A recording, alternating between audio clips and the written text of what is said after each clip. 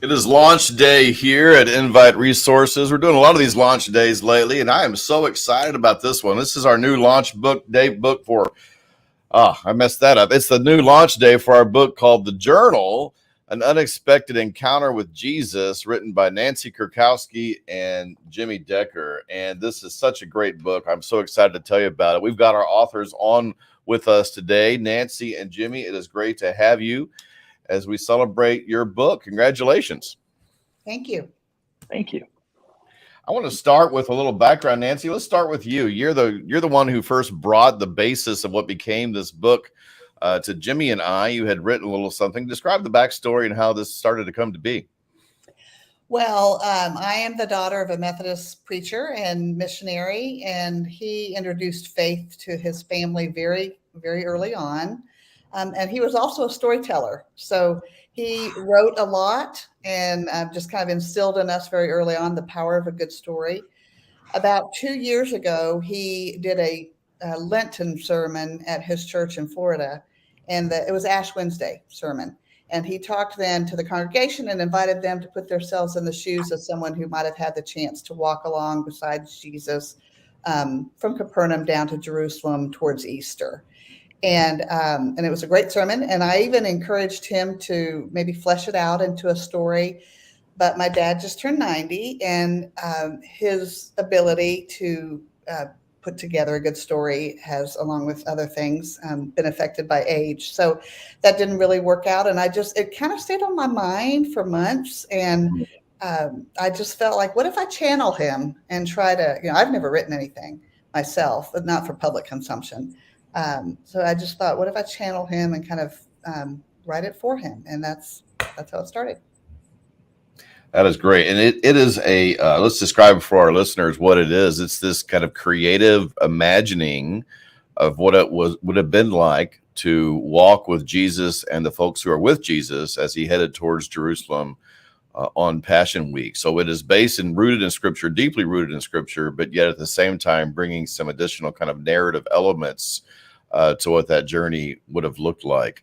And went to Jimmy. So the relationship here, Nancy, you are a layperson, a leader at St. Andrew Methodist here, who is our founding church. And Jimmy, you are on staff as associate pastor. Mm-hmm. And so you got the manuscript, right? And then you came to me. Is this how this happened? I'm trying to recreate the I can't remember. Yeah, I can't remember if you got the manuscript or I got it first, but I think within like a day or so of whoever got it first, the other one we went to each other and started talking about it. And I just remember, I remember when I read it, one of the things that I genuinely loved was how it really kind of stripped away a lot of what people feel like make the story of Jesus inaccessible, because the story of Jesus isn't inaccessible, but like, I think that's that public perception.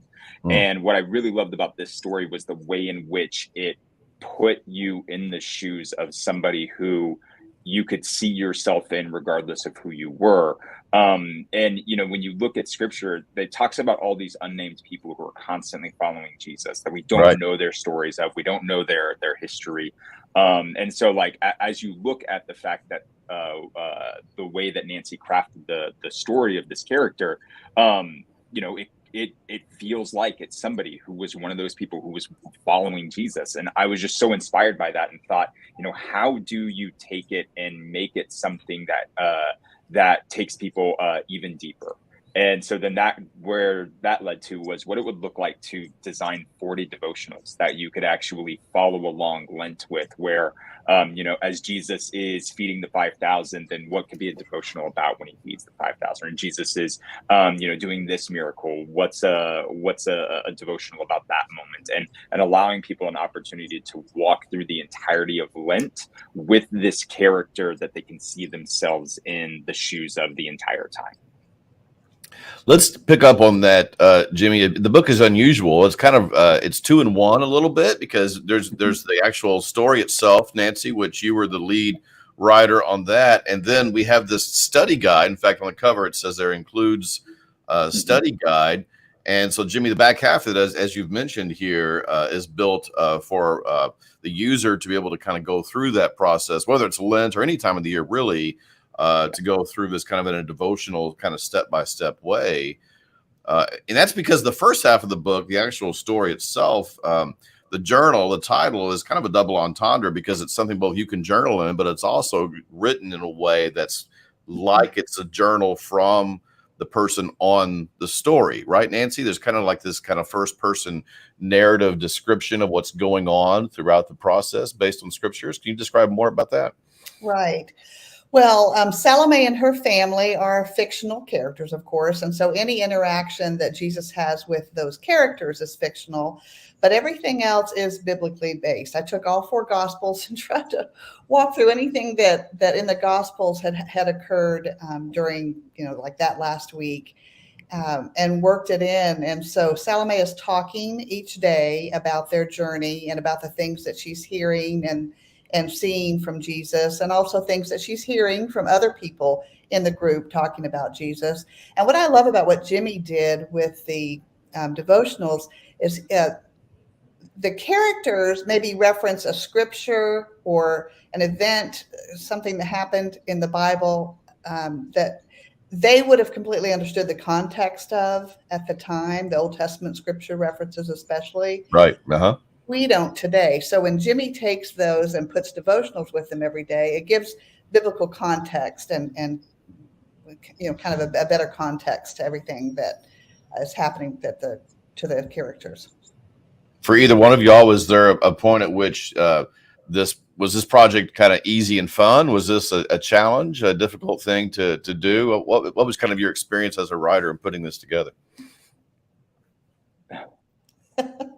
So, I mean, for me, when I had the idea, I was like, well, 40 devotionals, this would be great. This really won't be hard. I've got this whole thing to work with. And I think I got like 7 devotionals in, and I was like, what did I do to myself?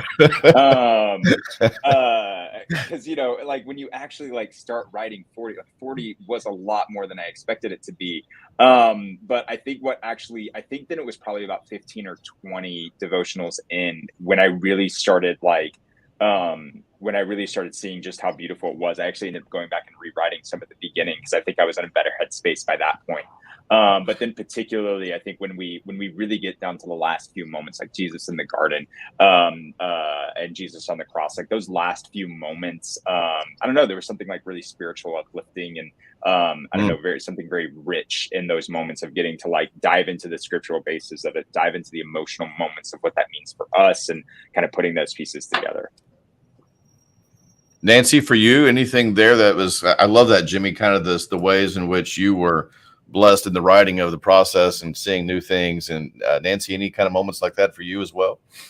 Similar. I mean, I kind of started on it and just really got into it. Honestly, it's something that I did over a period of several weeks, and just, this sounds really, I just feel like God was speaking to me while I was writing it. And it's not like I'm channeling him or something. I don't mean to be claiming that, but I've never done anything like that before. And it definitely felt like it was something special.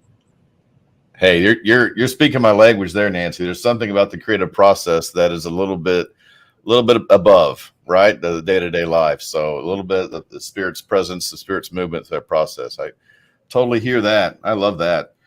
So Jimmy, this back in the study guide is kind of intended for congregational interaction to some degree as well as individual. Is that right?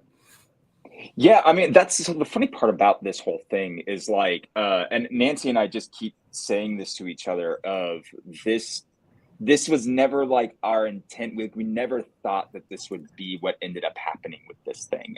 She brought it and we start working on it. And the original idea was, what if we put this together that we could give to small groups here at St. Andrew? Like that was the whole dream was, could we put something together that we could give to the small groups of St. Andrew for Lent? And so the idea was, if we can give this to a group of people, somebody can do it individually, or you could do it as part of a group and, discuss what are your thoughts on the story? What are your thoughts on the devotionals? And, what did you, if you want to share it, what did you write in your section of your section of the journal portions of the pages on that day? But the whole original idea of this was really just something that was more for local church small groups. And so I still just like, it's still so funny to me. Like, I can't actually believe that I'm having this kind of conversation with you right now, because how in the world we got here blows my mind. agree.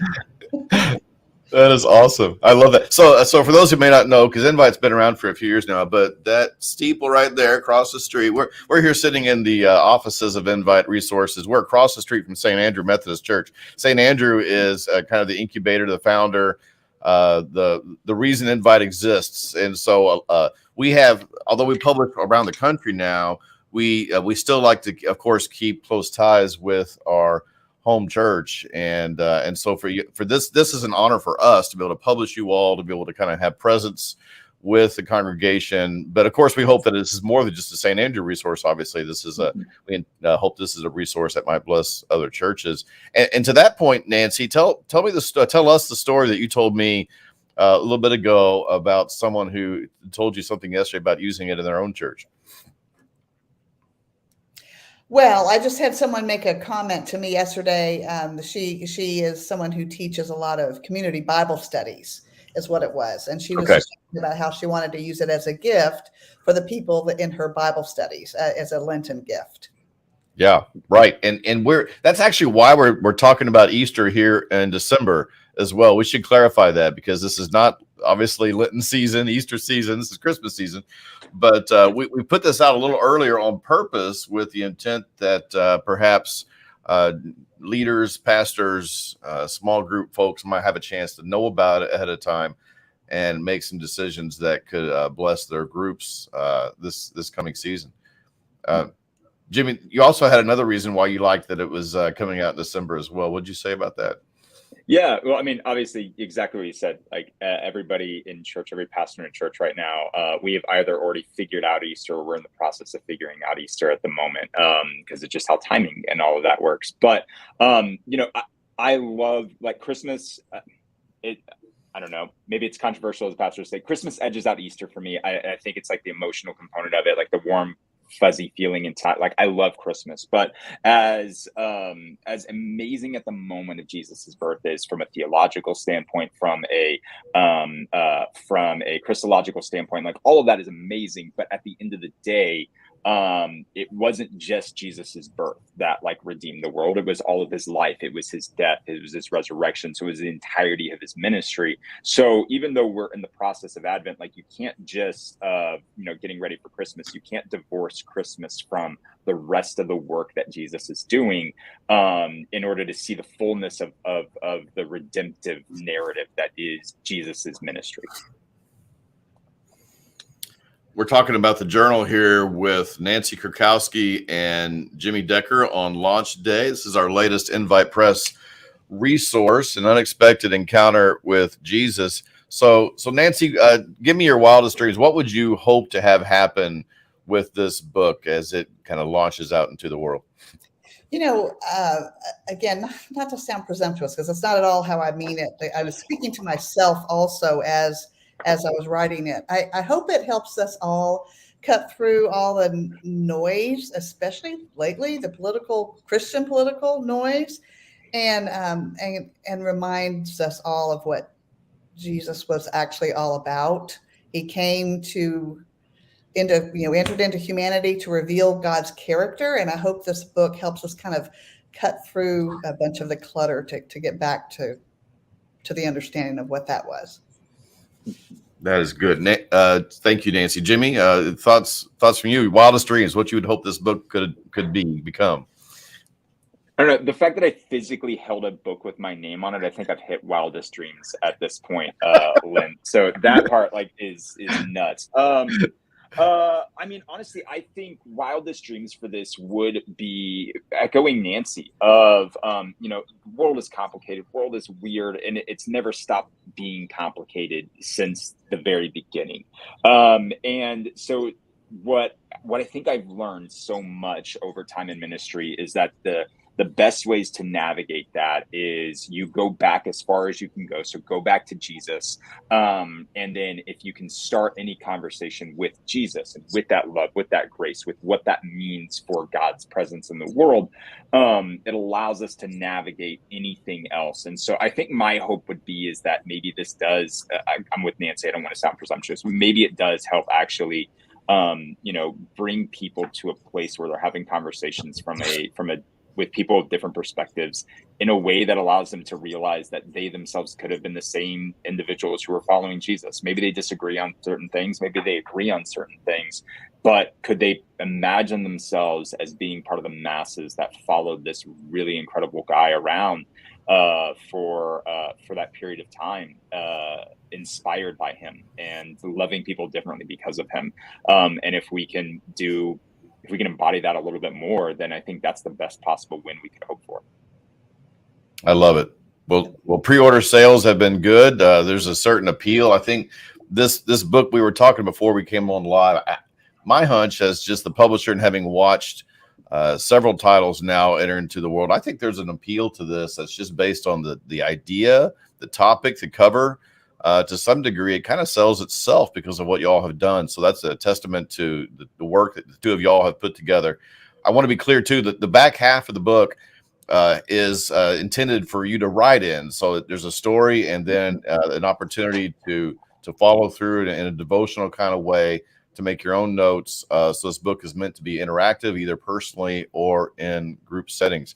Any final thoughts from either one of you all?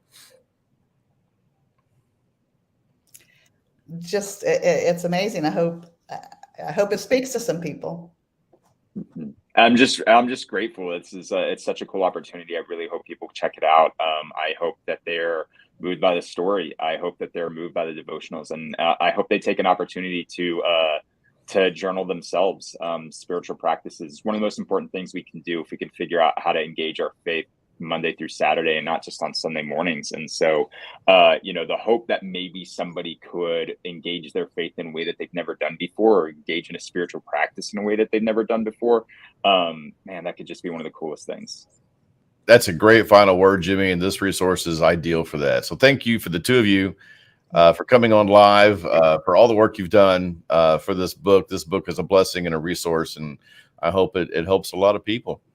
So The Journal, An Unexpected Encounter with Jesus, available today on inviteresources.com, also available on Amazon. Of course, as with all of our launches, if you buy it on Amazon, you get the ranking. It helps to get exposure. We've seen some of our titles shoot to the top of the rankings and then stay there. In fact, we still have some of our titles. We have a title that came out a year ago now, and it's still in the top 20 in the rankings because of this launch. So it's important to do that. If you go to inviteresources.com to buy it, then more money goes into ministry as well. So there's advantages either way. So we don't have a preference. We just hope that you pick up this book and that you are blessed by it. So thanks to Nancy and Jimmy, and check out The Journal, An Unexpected Encounter with Jesus.